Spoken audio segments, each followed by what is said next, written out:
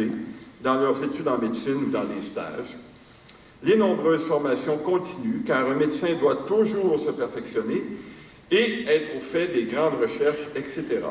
Et quand tu reçois, tu donnes, comme 3 mois en entraide médicale au Kenya, répondante dans un centre jeunesse, quelques publications, des activités professionnelles à l'Université Laval, son alma mater, au Centre hospitalier universitaire Sainte-Justine de Montréal, à l'Université de Montréal, des conférences scientifiques, etc.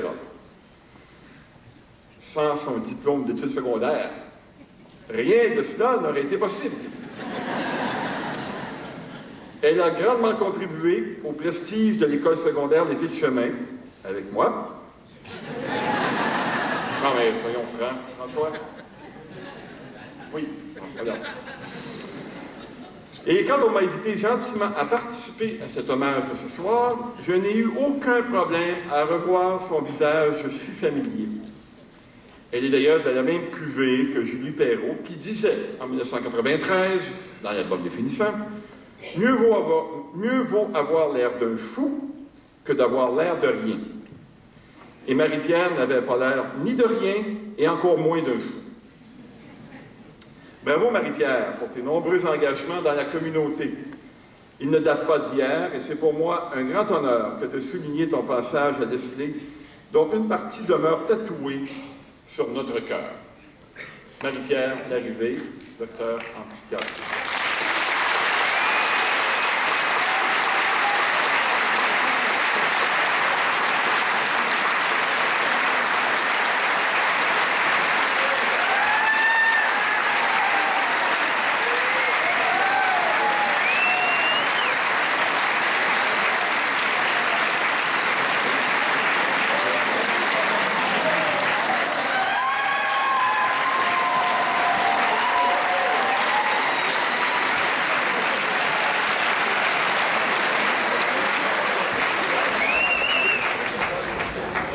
Diplômé est déjà en avant même que je ne. Alors, j'ai tué les là. Maintenant, j'inviterai ta mère.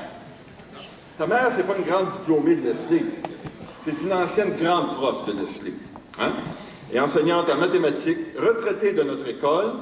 Et je vous invite donc. Peut-être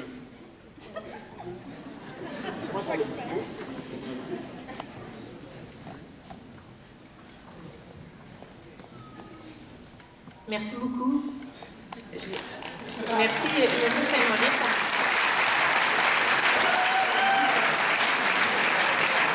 Touché, c'est des personnages comme M. Saint-Maurice qui marquent.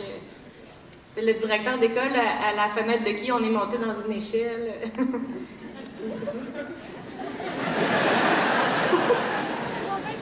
Enfin. Ce soir, c'est la fin. La fin de vos études secondaires. La fin d'une période passée à la vitesse de l'éclair pour certains, interminable pour d'autres. Vous l'aurez trouvée tantôt trop chargée, tantôt ennuyeuse, parfois inspirante. Ces années auront certainement été très riches en rebondissements et en changements pour vous tous.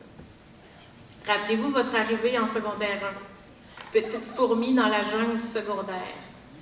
Votre coupe de cheveux, probablement encore au goût de votre mère.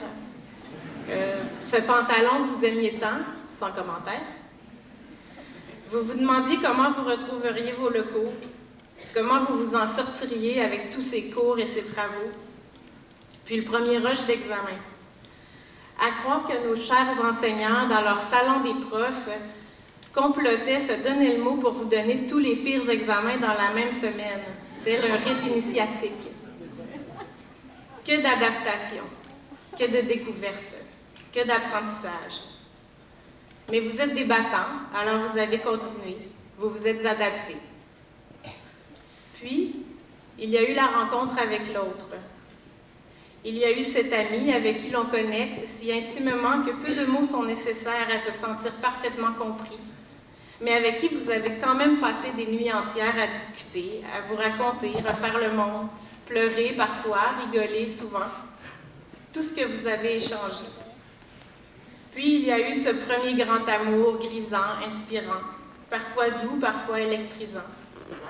Certains d'entre vous l'auront déjà pleuré, D'autres chanceux lui tiennent encore la main. Quelque trajectoire que cet amour prenne ou ait prise, il vous restera gravé sur le cœur et fera partie de qui vous êtes. Ne croyez pas les désabusés qui vous disent que vous l'oublierez, c'est faux. Son empreinte est là. Il y a aussi la rencontre avec ce professeur, celui qui a dépassé la matière, qui d'un sourire ou d'un encouragement a su vous faire tant de bien.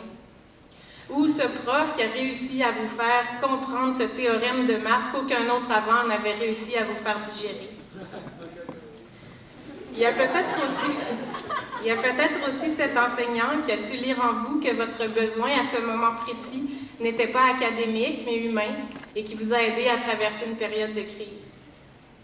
Les profs, ils vous ont enragé parfois, enquiquiné souvent, fait sourire aussi, mais au bout du chemin, vous pouvez dire que vous avez fait équipe avec eux, et cette équipe-là, elle est précieuse. Mais vous aussi, les profs, vous en avez fait des rencontres.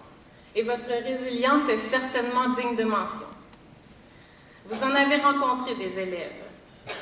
Des bons, des moins bons, des sympathiques, des haïssables, des talentueux paresseux, ceux qui nous font enrager, des travailleurs acharnés, des chouchous plus ou moins déclarés. Et vous les avez tous accompagnés. Qu'est-ce qu'on est fiers de les voir ici aujourd'hui, non? Mais ayant parlé d'enquiquiner et de fierté, je ne peux passer sous silence les parents.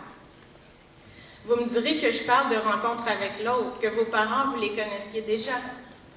Mais je vous assure, l'ado mal engueulé, au goût vestimentaire étonnant et aux intérêts musicaux souvent discutables qu'ils ont découvert un jour dans leur salon, c'est une rencontre avec l'autre. La rencontre du troisième type. Et pour vous aussi, ce parent qui, autour de votre secondaire 2, a vu son piédestal lui glisser sous les pieds et a pris une dure débarque au rang humain, vous l'avez rencontré d'un nouveau point de vue. Il vous a énervé, il vous a freiné peut-être parfois dans vos élans, et vous a encouragé aussi, vous a accompagné, parfois maladroitement, pas toujours comme vous auriez souhaité, mais toujours de son mieux.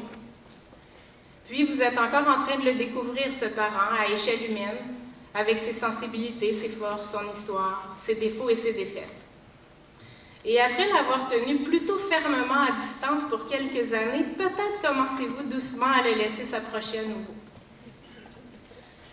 À mesure que vous avez cheminé à travers ces années cruciales de votre secondaire, vous vous êtes adapté, vous avez étudié, appris, travaillé, rencontré l'autre, puis est venue plus récemment une rencontre plus intime encore, plus troublante sûrement, la rencontre avec vous-même. Elle remue cette rencontre, elle questionne. Mais allez-y, découvrez qui vous êtes profondément. Allez au bout de ce qui vous fait vibrer. Dépassez vos peurs, une marche à la fois. Rêvez, réalisez vos rêves et créez-en de nouveaux. Gardez de votre adolescence votre intégrité, votre merveilleuse capacité à rêver, votre espoir toujours, votre passion. Trouvez ce qui vous allume vraiment et allez-y. Donnez tout ce que vous avez dans le ventre pour réussir. Et vous, chers parents, ne lâchez pas. Ils n'ont pas fini de vous inquiéter, ni de vous combler. Continuez d'être à leur côté, de les accompagner. Vous n'arriverez pas à leur tirer complètement les verres du nez. Qu'est-ce qu'on voudrait quand même? Mais soyez simplement là, disponibles. Ils savent que la porte est ouverte. Bravo à vous, chers parents. Vous y avez survécu à la rencontre du troisième type. Et voyez où il en est ce soir, votre ado. Ils sont beaux, non? Talentueux, pleins d'idées extraordinaires. Écoutez-les, ils vous feront grandir encore. Ce soir est la fin de vos études secondaires. Mais c'est aussi le début, le commencement d'un nouveau passage, celui vers l'âge adulte, celui vers de nouveaux rêves, celui vers les prochains défis, ceux que vous choisissez maintenant vous-même pour la plupart. Et pour les défis que vous ne choisirez pas, les embûches, n'oubliez pas ce bagage que vous vous êtes fait au secondaire. Maths, français, histoire, géo, peut-être, mais surtout résilience, capacité d'adaptation. Cet autre que vous avez rencontré, ces liens profonds que vous avez tissés, ils existent toujours. Tournez-vous vers eux, ils sont source d'espoir. Et cette grande rencontre avec vous-même, croyez-y, chérissez-la, Poursuivez-la et rêvez, toujours. C'est une grande étape que vous avez franchie. Traverser le secondaire et tous les grands bouleversements qui viennent avec mérite toute notre admiration. Je vous en félicite de tout cœur et je souhaite une suite à votre histoire à la hauteur de votre espoir. Merci. Bravo à tous.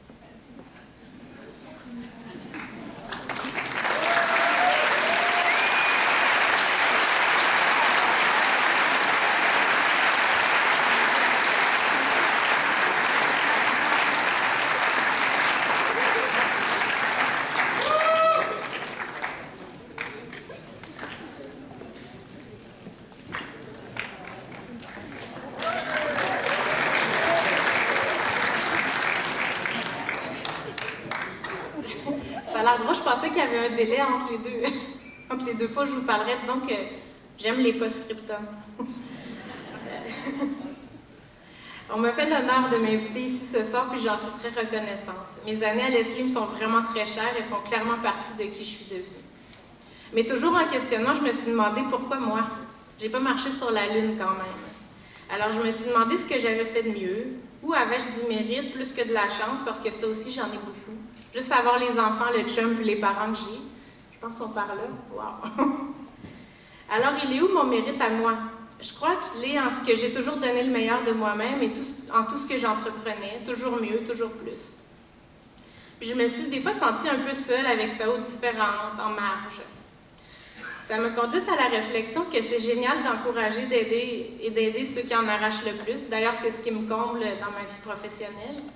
Mais je trouve qu'on n'acclame pas assez les étoiles filantes, qu'on leur dit pas assez que c'est magnifique leur succès, que c'est pas un truc à cacher dans un coin comme si c'était honteux de bûcher au maximum pour réussir à 100%. Alors j'ai eu une idée. J'ai décidé que ce soir, je voulais récompenser une de ces stars du travail sans relâche. Vous dire qu'on ne peut pas juste envieusement dire que ça écoeure, qu'elle a tout, qu'elle est tellement intelligente, que ça lui tombe dessus tout seul. J'ai voulu récompenser celle qui met le 80% d'effort pour gagner 2 ou 3% de plus sur sa note. Celle qui trouve que ça vaut la peine de sacrifier un peu de laisser-aller et de plaisir immédiat pour la satisfaction d'aller une coche au-dessus du mieux. Alors j'ai fait une petite enquête. Et j'ai su qu'il y avait ici cette jeune femme, qui en plus d'avoir la chance d'être brillante, s'impliquait dans son école, aidait les autres, et était au rendez-vous pour doubler le nombre d'heures d'études pour passer de 92 à 95 %. Alors, j'ai souhaité lui offrir en mon nom personnel une bourse de 500 $ pour la féliciter d'être travaillante à ce point. Parce qu'il faut le dire,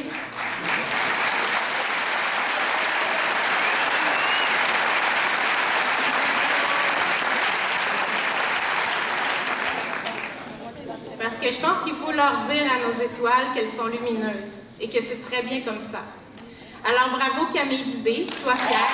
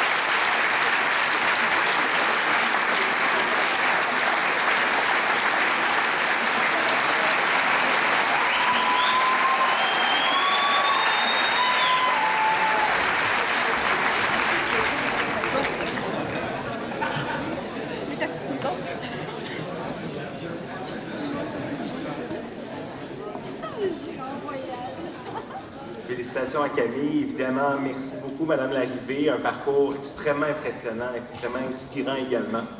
Et félicitations pour vos accomplissements.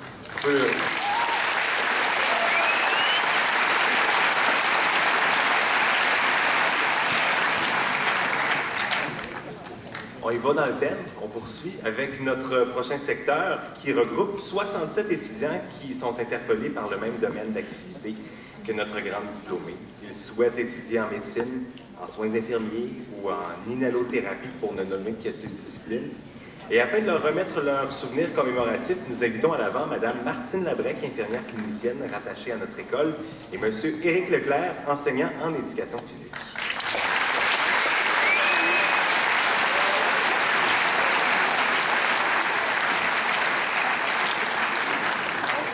Accueillons donc les élèves de la première cohorte de ce secteur.